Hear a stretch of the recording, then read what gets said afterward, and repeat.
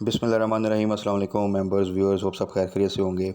आज की वीडियो जी इम्पॉर्टेंट इस लिहाज से है कि आज हम डिस्कस ये करेंगे कि जो सूरत हाल इस वक्त मार्केट फ़ेस कर रही है और पिछले 1.5 साल से हम डिस्कस करते आ रहे हैं, जो पॉलिटिकल सिचुएशन है, जो इकोनॉमिक सिचुएशन है, तो क्या अभी भी stock market is a right option कि जहाँ पे हमें बेहतरीन मुनाफा मिल सकता है फ्यूचर में?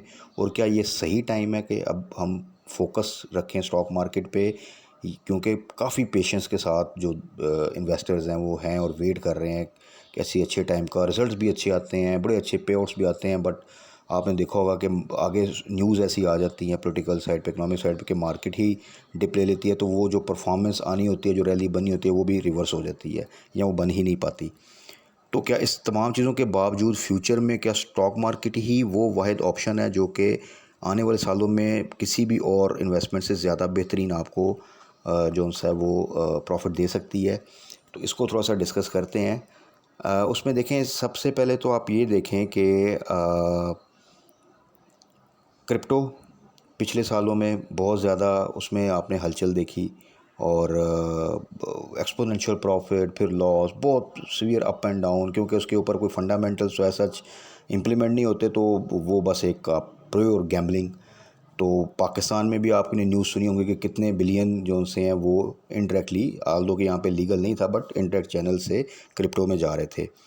अच्छा, ये देखें, इन्वेस्टर के पास जब पैसा होता है तो उसके पास ऑप्शंस देखता है, कोई मैंने कहाँ पे पैसा, उसने पैसा लगाना होता है, वो पैसा कभी भी बैंक में नहीं रखता। तो वो पैसा लगाने के लिए उसके पास ऑप्शंस क्या क्या थी पिछले सालों में? क्रिप्टो थी, स्टॉक मार्केट थी, आपकी प्रॉपर्टी पे जब एमनेस्टी स्कीम आई तो वो बेस्ट ऑप्शन थी, और उसमें बेतहाशा आपको पता है पैसे। फिर आपकी गाड़ियों के अंदर इन्वेस्टमेंट बहुत ज़्यादा हुई और उनकी प्राइसेस भी देख लें आप, ये भी एक सट्टा चला आप कह लें।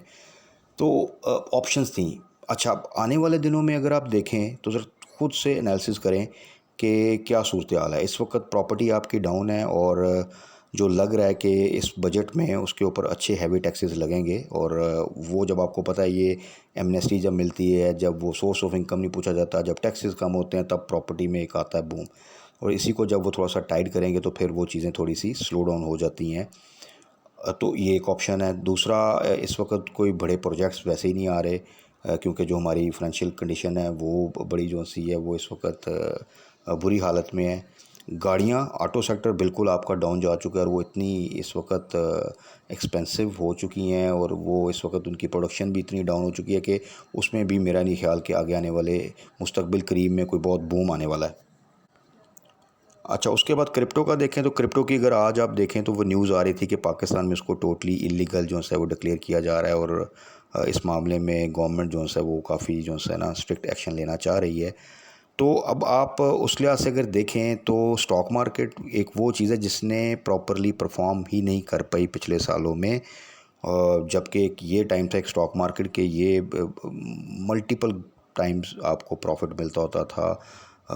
एक टाइम ऐसा भी था 2016-17 में, जब अगर हफ्ते में मार्केट 5 डे ट्रेड करती थी तो आप सबको याद होगा कि 4 दिन पॉजिटिव जाती थी, एक दिन शायद थोड़ी सी नेगेटिव क्लोजिंग आती थी, और उसके बाद फिर मार्केट एक बुलिश ट्रेंड बना लेती थी, और सम टाइम फिर मार्केट इंट्रा डे जो है करेक्ट करती थी और फिर आगे चली जाती थी।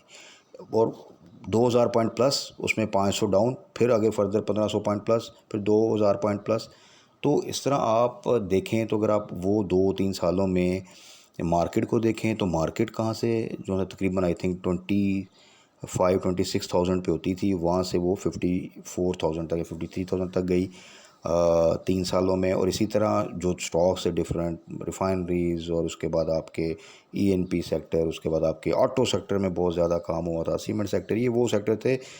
आई रिमेंबर के होंडा कार्स का स्टॉक 40-50 रुपये पे होता था, और वहाँ से फिर वो 850 तक गया था। तो आप अब ज़रा मल्टीप्लाई कर लें कि कितने टाइम्स जो है वो गेन बनता है। और इसी तरह ही डिफरेंट स्टॉक्स आप देख लें, क्योंकि जब मार्केट इंक्रीज़ करती है, जब उसमें एक रिकवरी आती है, एक बुलिश ट्रेंड बनता है, तो फिर कुछ सेक्टर जो है वो इतना एक्सपोनेंशियली गेन देते हैं कि वो आप इमेजिन नहीं कर सकते। और रिसेंट एग्जांपल उसकी, जब कोविड आया, और कोविड के बाद अगर आप देखें तो मार्केट जो है वो तकरीबन 20-25 हज़ार पॉइंट डाउन चली गई थी, आई थिंक 45,000 पे थी और 28 तक गई थी शायद। तो वहाँ से जब फिर रिकवरी आई तो उस रिकवरी जो 20,000 पॉइंट की रिकवरी आई थी एक साल के अंदर मार्केट ने बड़ा ज़बरदस्त बाउंस बैक किया। तो उसमें जिस सेक्टर ने लीड किया था वो आपका आईटी सेक्टर था। तो ये जो नेट सोल है जो कि एग्जैक्टली मुझे याद है 56-58 पे ट्रेड कर रहा था और वहाँ से straight away in a very short period of time ये 300 तक गया था। इसी तरह ये एवीएन जो सा है ये 20s में आ गया था और वहाँ से ये फिर 140 तक इसने टच किया था। इसी तरह टीआरजी देख लें, मतलब वो बिल्कुल अंडर 10 होता था और फिर वो 180 तक भी गया। टैली तो बिल्कुल पेनी स्टॉक, मतलब 1.5-2 रुपये का स्टॉक था और वो भी आप देखें कि 20 क्रॉस करके गया। तो इस तरह की बहुत सी एग्जांपल्स हैं। इसके अलावा और सेक्टर्स में भी अच्छी जो सी रैलीज बनी। रीज़न बीइंग कि एक टाइम मिला मार्केट को तकरीबन 20,000 पॉइंट जो से हैं वो रिकवर करने का, और जब वो बुलिश फेज़ में आई तो फिर उसने कुछ सेक्टर्स में आउटस्टैंडिंग जो सा वो प्रॉफिट दिया और बाकियों में भी एक नॉर्मल प्रॉफिट दिया। तो ये मार्केट अभी पिछले 1.5 साल से उस टाइम का वेट कर रही है जस्ट कि थोड़ा सा इसको टाइम मिले और फिर वहाँ से ये परफॉर्मेंस जो सी है वो आए। वो सेक्टर्स ज़रूर शिफ्ट होंगे अब, मतलब ऑटो सेक्टर में शायद उस तरह रैली ना बने जिस तरह 2016-17 में बनी थी, उसकी डिफरेंट रीजंस थी। इसी तरह आपके सीमेंट में शायद उस तरह ना बने, हो सकता है आगे जाके प्रोजेक्ट्स हैं तो थोड़ी बन जाए। ठीक है जी, आईटी सेक्टर में बने। टेक्सटाइल सेक्टर भी इस वक्त डाउन है, उसमें देखें आगे जाके कुछ बेहतरी आती है तो उसमें रैली बने, शायद ना बने। फूड सेक्टर में ज़्यादा रैली बन जाए। ऑयल एंड गैस में आगे जो सा है वो शायद जो सा है वो रैली बन जाए। तो ये वो शिफ्टिंग होगी और वो आगे फर्दर एक सबसे मेजर इशू जो आपका बजट आ रहा है उस पर भी डिपेंड करेगा कि कौन से सेक्टर में जो सा रिलीफ है, कौन से सेक्टर में टैक्सेस हैं, कौन सा सेक्टर जो सा आगे जाके नेगेटिवली इफेक्ट करेगा और कौन सा पॉजिटिवली। लेकिन एक चीज़ श्योर है कि जैसे ही मार्केट को थोड़ा सा ब्रीदर मिलेगा मार्केट परफॉर्म करेगी। और ये मार्केट ने अगर पिछले 1.5 साल में ये साबित किया कि वो प्रॉपरली परफॉर्म नहीं कर पाई due to economic and political scenarios और जो जो न्यूज़ आती थी, बट उसने एट द सेम टाइम ये भी साबित किया कि उसमें स्ट्रेंथ है। इतनी वॉलाटाइल, इतनी अनसर्टन कंडीशन में मार्केट ने कोई डिज़ास्टर्स ड्रॉप भी नहीं कर दिया। ऐसा नहीं हुआ कि मार्केट ने कोई 10,000 पॉइंट जो से वो लूज़ कर दी हों। और अभी रिसेंट जो क्राइसिस आया था आप सबके सामने है कि वो इतना एक अनएक्सपेक्टेड इवेंट्स थे कि जो हमने कभी भी हिस्ट्री में नहीं देखे। उसके बावजूद मार्केट ने जैसे ही थोड़ा सा आपने देखा कि चीज़ें सॉर्ट आउट होती नज़र आई, मार्केट ने फ़ौरन बाउंस बैक किया और मार्केट ने कोई जो डिप लिया था मार्केट ने काफ़ी हद तक अपनी रिकवरी भी शो करा दी। और डिप भी कोई बहुत, आप ये नहीं हुआ कि मार्केट हार्ट की तरफ चली गई हो, मार्केट कोई 5-6% जो है ड्रॉप कर गई हो। तो ये चीज़ शो करती है कि मार्केट एक स्ट्रेंथ के साथ अपनी जगह खड़ी है और जस्ट वेट कर रही है राइट टाइम का। तो इस पूरे सिनेरियो में हमने भी अपनी स्ट्रेटजी को रिफ़ाइन करना है और थोड़ा सा राइट टाइम का वेट करना है। तो फिर आप देखेंगे कि ये वही मार्केट है जो आपको इतना ज़बरदस्त प्रॉफिट दे के जाएगी कि जो आपने पिछले 2 सालों में जो लॉस किए हैं या वेट कर रहे थे वो सारी कसर उधर पूरी हो जाएगी। बट उसके लिए ज़रूरी है कि एहतियात के साथ अपने पोर्टफोलियो बिल्ड करते रहें, अच्छे स्टॉक्स में रहें। एग्रेसिव बाइंग अगर इस टाइम आप करेंगे और वो अंधाधुंध करेंगे या एकदम मार्केट थोड़ी सी रिकवरी दी और आपने जंप इन कर लिया खुशी में कि यार आज ही पकड़ता हूँ इसको, 2-3 रुपये तो मिल जाएंगे, तो सूरत हाल ऐसी है कि वो 2-3 रुपये भी समटाइम नहीं मिलते। मतलब मार्केट में एक स्टॉक आज अपर कैप भी हो गया है तो कल उसने अपर कैप सपोज 2-3 कैप लगा भी सकता है, लेकिन आगे सिचुएशन ऐसी है कि नो बडी नोज़ कि वो एक कैप के बाद वो अभी 5% ऊपर जाए और कोई ऐसी न्यूज़ आ जाए तो वो पता चले लोअर लॉक की तरफ चला गया। और ये हमने पिछले काफ़ी अरसे में टाइम टू टाइम देखा भी है। तो इस वक्त थोड़ा सा पेशेंस के साथ और अपनी स्ट्रेटजी रिफ़ाइन करके हम डिस्कस भी करते रहते हैं डिफरेंट, प्राइवेटली भी मैं दोस्तों को जो डिस्कस करते हैं बताता रहता हूँ कि किस तरह हमने करना है। और कोशिश मेरी यही होती है कि कैश सिक्योर रखें थोड़ा सा और उसके बाद पार्शियल प्रॉफिट टेकिंग साथ साथ करते रहें, कुछ होल्ड करें लॉन्ग टर्म पे आउट्स वाले स्टॉक जो उनसे बड़े अच्छे रेटों में मिले उनको ज़रूर अपने पोर्टफोलियो में रखें। तो फिर इंशाल्लाह ताला जो सा है वो आगे आने वाले दिनों में रेस्ट एश्योर के स्टॉक मार्केट आपको बेहतरीन प्रॉफिट देगी आने वाले सालों में इंशाल्लाह ताला, जो कि वो पिछले सालों में शायद उस तरह नहीं दे पाई। और आफ्टर 2016-17 जो कि बड़े अच्छे रिटर्न्स मिले थे, तो आप समझें कि उसके बाद कुछ 6-7 साल के बाद आपको टाइम मिलेगा, लेकिन उसके लिए थोड़ा सा वेट और चीज़ें बस दुआ करें कि सॉर्ट आउट हो जाएँ इंशाल्लाह ताला।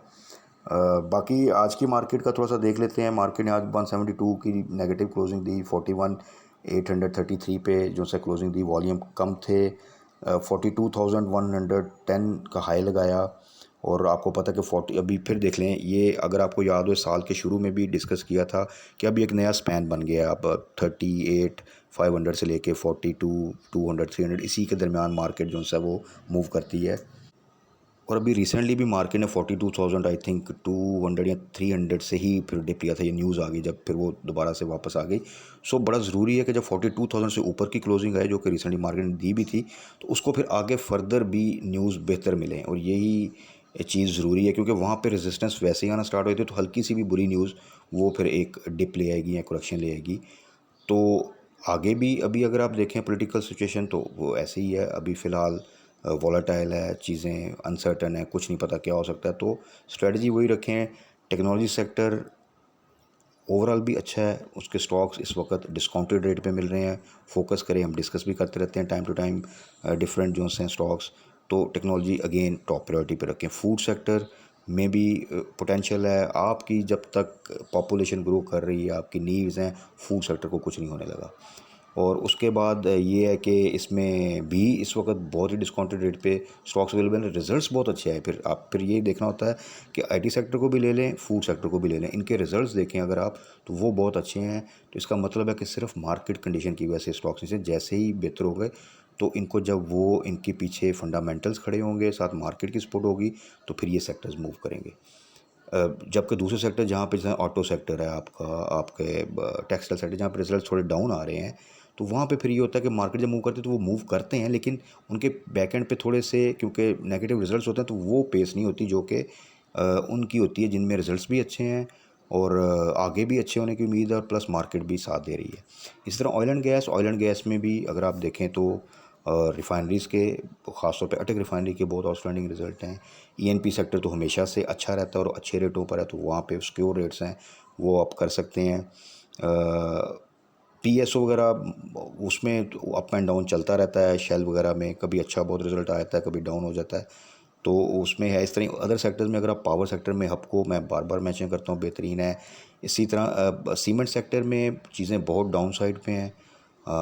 ऑल दो के जो कोल प्राइसेस हैं ये इस वक्त जिस रेट पर हैं, अगर मैं पहले भी मेंशन किया था कि अगर थोड़ी सी भी मार्केट सपोर्ट कर देती तो सीमेंट में बड़ी ज़बरदस्त रैली बन जानी थी, बट क्योंकि मार्केट कंडीशन ऐसी है, आगे प्रोजेक्ट्स कोई नहीं है, तो कोल जो 450 पे खड़ा था वो 100 पे से भी नीचे है शायद। तो वहाँ पे भी सीमेंट में थोड़ी सी आपने मूवमेंट देखी होगी रिसेंटली, बट वो प्रॉपरली उस तरह नहीं बन पाई। बट सीमेंट सेक्टर के स्टॉक्स भी बहुत डाउन साइड पे हैं, और अगर कोल प्राइसेस यहीं रहती हैं और आगे जाके चीज़ें इंप्रूव होती हैं तो फिर आप इसमें भी एक एक्टिविटी देखेंगे। और अगर प्रोजेक्ट्स आते हैं तो फिर खाली सीमेंट नहीं बढ़ता, सीमेंट के साथ स्टील भी जाता है और भी अलाइड इंडस्ट्री जो सी हैं वो साथ मूव करती हैं। तो अब ये थी आज की वीडियो में डिस्कस करने का मकसद कि ये वो पॉइंट्स हैं जिनको अगर आप ख़ुद भी सोचें तो आपको अंदाज़ा होगा कि nothing to worry, maximum uncertainty का टाइम हम निकाल चुके हैं, थोड़ा सा और बाकी है, और उम्मीद ये अल्लाह करे कि चीज़ें सेटल डाउन हो, तो फिर जो आने वाले साल हैं जब रिकवरी आएगी तो ऑप्शंस क्योंकि कम हो चुकी हैं, तो stock market will be the best option investors के लिए। आप देखेंगे इसमें पैसा भी आएगा। हम एफ की ग्रे लिस्ट से भी निकल चुके हुए हैं, एक और पॉइंट जो कि हम पिछले सालों से एफ की ग्रे लिस्ट में चल रहे थे, बट जब से वाइट में है तब से मुल्की हालात जो उनसे हमारे वो अनफॉर्चुनेटली ग्रे में चले गए हैं। तो जैसे ही चीज़ें बेहतर होंगी तो वो भी एक आपको एक सपोर्ट मिलेगी, तो फिर आप देखेंगे कि इसमें वो जो काफ़ी अरसे से हम लैक फील कर रहे हैं इन्वेस्टमेंट वाइज, एक बुलिश रैली वाइज, एक उस तरह का प्रॉफिटेबिलिटी वो इंशाल्लाह ताला आप देखेंगे। सो से स्टे स्ट्रॉन्ग और पेशेंस के साथ, अच्छी स्ट्रेटजी के साथ जो उनसा है वो अपनी पोजीशंस को होल्ड करें और राइट टाइम का वेट करें। इंशाल्लाह ताला बहुत अच्छा प्रॉफिट आने वाले दिनों में आपको मिलेगा, और टाइम टू टाइम चीज़ें डिस्कस करते रहेंगे। मैं अपना व्हाट्सअप नंबर अब मेंशन कर देता हूँ टाइम पे, तो किसी किस्म की भी पर्सनल गाइडेंस हो तो यू आर मोस्ट वेलकम। अपना ख्याल रखिएगा, दुआ में याद रखिएगा। Stay blessed. अल्लाह हाफिज़।